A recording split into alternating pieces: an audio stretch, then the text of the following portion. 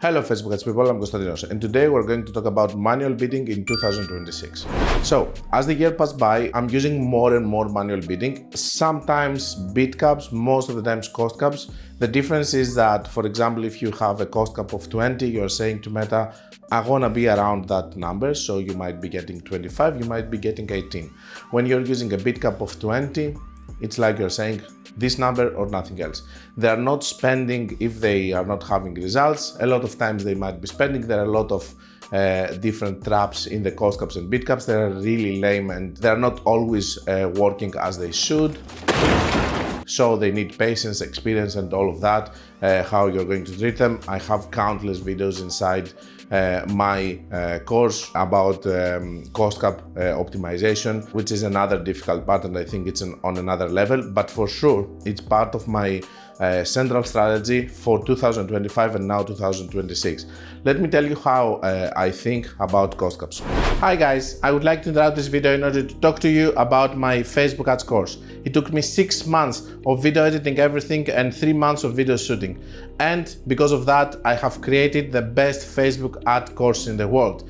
Inside, you're going to find super advanced information, but information also for beginners. It takes you by the hand in order to teach you how to do Facebook ads from the beginner level to super advanced level. It has inside Loom videos from cost caps, bid caps, Loom videos from CBO, ASC optimization. It has chosen 5 sessions, inner circle sessions, and it has a lot of theory with whiteboard, also strategies that are working all of these years, things that I have developed, things that I know that they are working because I have spent millions and millions on the platform. Currently, I'm spending between 5 and 10 million every month, sometimes it's even more, across 30 accounts, and I have access to many more. So I know what is currently working and all the latest trends, and this is what I'm doing inside the course. I'm showing you live ad accounts with real spend and what is working right now. And if you want, you can click the link below, you can go and you can check some videos that I have open free for you so that you can check if you like the course or not and decide if you want to buy it or not. I will see you there.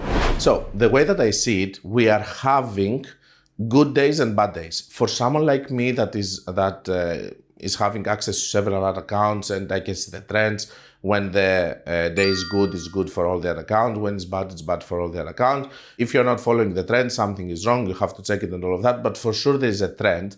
And this is something that it's not only me that I'm noticing, my friends and everyone. If you're running ad accounts, you are seeing this for sure, that there are different trends. And when it's a good day, it's a good day for all accounts. When it's a bad day, it's a bad day for all accounts. So let's think of an example. Let's say, for example, that you're spending 1K per day and you're getting, let's say, 5 ROAS, okay? And you want to scale more and your break-even ROAS is 2. You can scale up to the point that you're going to go to the 2 ROAS. You can do different things like the crazy method. You can do other things that we're discussing about other ways like different angles, different creatives, partnership ads, different countries, different products. You can scale as much as you can. At some point, you're going to stop, and this is the threshold that you're going to have into your ad account based on the competition and other reasons that there's no reason for you to just try to analyze because it is what you're getting. Of course, there are periods like the Black Friday, as we said. I have videos where you're breaking the threshold and you're trying to show to Meta the signal that you are a higher spender and all of that. These are things that I have proven in ad accounts, so there is no doubt about the daily loop theory and all of this kind of stuff. But let's think about the situation that it's, let's say, February, and until you go to the Black Friday, which is an attack period, you want to just maintain and try to do the best that you can. So in this example, for example, let's say that you have scaled to 3K per day and now you're having 3 ROAS, you're having your profits, but sometimes it fluctuates. It goes to 1.8, sometimes it goes to 3.2. The ideal scenario over here is that you're going to have a base of campaigns, which is going to be this one, and your base is going to be the 3K, 3.2K, whatever you find as a limit. And then based on the demand on the day, the ideal scenario is that you're going to break even or lose a little bit in the worst day of the year. In the worst day of the year that the demand is not going to be there, you are going to lose. What are we controlling with this? We're controlling the base. So if the demand over here in average is on 4K per day and you're on 3.8, this is going to play more like this on bad and good days. Okay, but if you're on 3K and the average demand is on 4K, you have a cushion in between. So the drops that you're going to see in between the days, you're going to be able to absorb them all because you have a base of campaigns that basically these campaigns are going to be the ones that are going to give you always profitability because you leave a healthy cushion in between. All of this in theory because maybe competition is going to come and it's going to shrink more and all of that. And some people say that you have to be on the higher level so that you can be the bully of the market. All of these are concepts that I do accept, but on the other hand, I was trying to find a more safe way for me to actually work on this extra cushion without touching my base. So the whole idea is that I'm not gonna touch my base. I'm gonna scale it up to the point that's gonna be healthy, and on the fluctuations of good and bad days, I'm not gonna be unprofitable going here. So what happened is that I found that cost caps, they are the ones that they can give me the extra, based on the demand of the day, because they're not always spending. You are gonna see more results, for example, when the period is good and the demand is higher, and you're going to be able to cover this gap with the cost caps. So you're not risking your base, you're just doing cost caps as an extra thing, as an extra spend. And this is how I'm working right now on ad accounts. I'm having my base and I'm having cost caps in order for me to be able to cover the extra daily demand if the period is good, if the day is good, so that I will try to leave the least possible money on the table.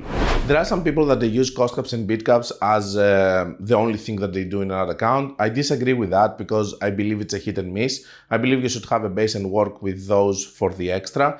We're going to go into my PC to show you, for example, for the previous months, how these cost cap campaigns have spent more, and to understand the ratio between what I would have spent without them and with them.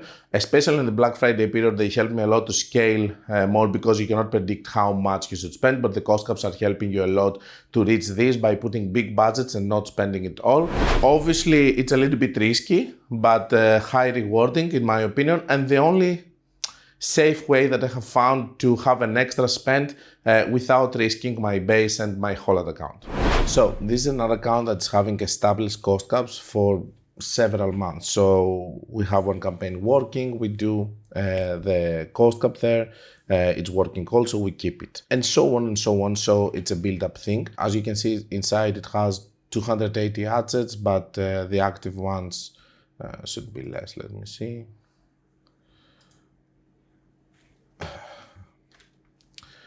So we have inside, let's say,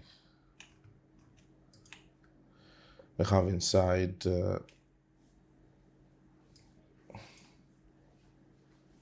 13, okay? Right now they're active. I'm pretty sure there were more that we were having during the Black Friday period, but we're going to check this later. I want you to see the total number of spend on this one. So we start from September. We can see that we're spending over here 180K, and the cost caps are actually the 56K.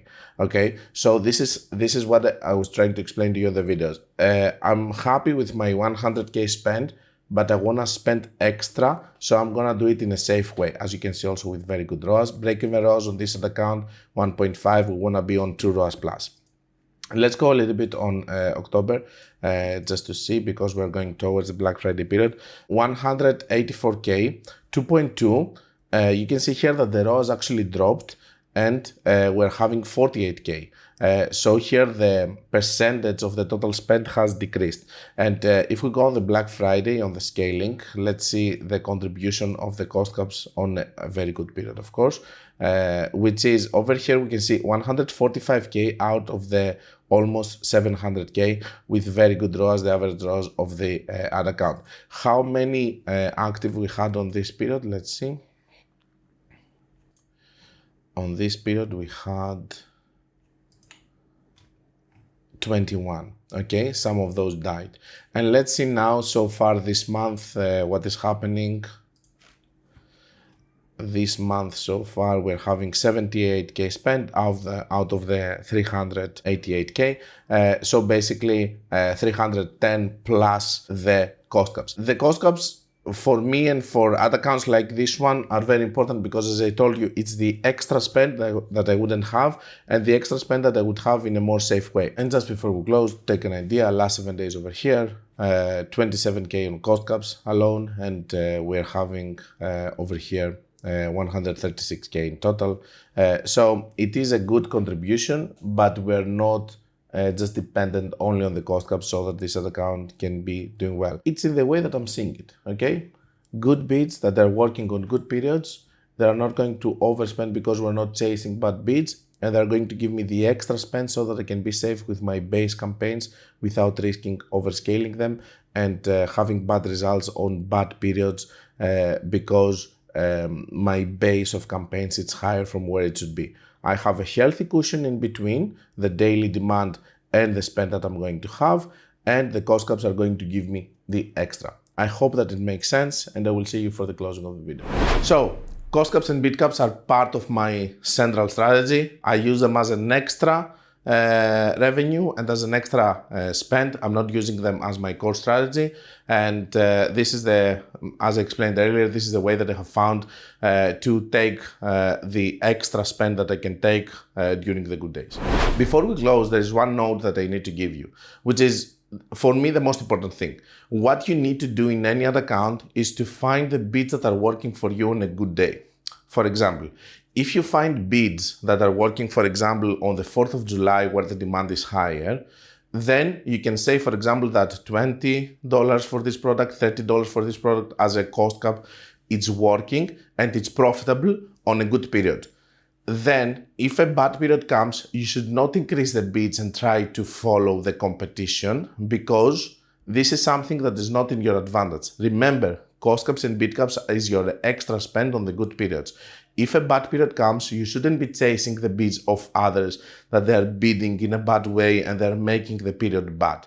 What you should do is you should keep them as they are because you know that these are bid caps and cost caps that you're profitable with. And when the good period is going to come, they're going to spend again with this bid and you're going to be profitable without chasing the bad bids of the others. I hope that it makes sense. I know that they are challenging and that I know that they are difficult, and I know that a lot of times you're not able to make them spend, or other times they're spending with bad results and stuff. That's why I have the course. There are so many videos inside there so that you can go and you can check and expand your knowledge about them, along with other things that you can find inside the course. Also, I have my mentorship program where we are working daily on this kind of stuff. A lot of people have improved and they have seen the benefit from cost caps and bid caps. It's not easy, but it's highly rewarding, okay?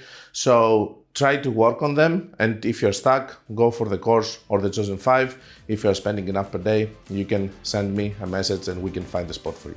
Until we meet again, guys, be creative and be consistent.